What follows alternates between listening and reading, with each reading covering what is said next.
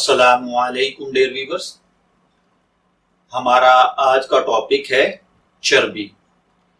आप जानते हैं कि पिछले कई दिनों से हम बच्चियों की जवानी पर मबनी वीडियोस बना रहे हैं और इसके अंदर हम माओं को मशवरे दे रहे हैं।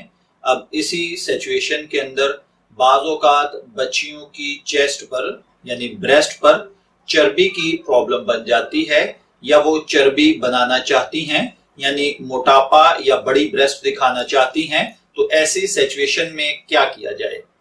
आप जानते हैं कि मैं पहले भी बता चुका हूं कि चेस्ट जो है यानी ब्रेस्ट जो है इसकी बनावट में चर्बी के हुदूद बहुत अहम होते हैं।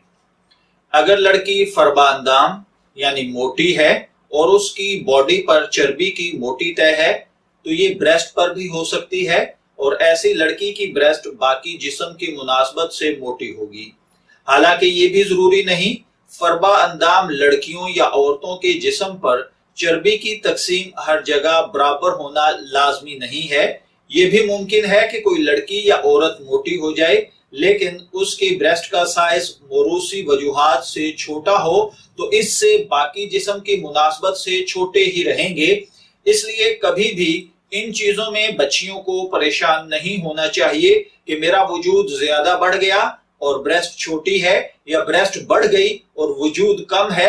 ये मौरूसी होता है वालदैन से या वालदा दादी, इसी तरीके से फूफो या उसकी खाला, इनकी मौरूसियत के असरात होते हैं जो बच्चियों पर आते हैं। तो इस वहम में पढ़कर अपनी शेप को खराब करना या इन चीजों को अपने लिए टेंशन बना लेना ये बहुत गलत होता है। और इस टाइम के ऊपर आपका यानी माँ का बहुत बड़ा फर्ज है कि वो अपनी बेटी को अच्छे तरीके से गाइड करे और समझाए कि ये कोई ऐसी टेंशन वाली चीज नहीं है, बल्कि उल्टा आजकल रिवाज के मुताबिक नई नई कॉस्मेटिक्स, नई नई केमिकल्स, नई नई मेडिसिन, ऐसी चीजें यूज करवाई जाती हैं कि जिसकी वजह से बच्चियों में आगे चलकर पेचीदगियां खड़ी हो जाती हैं।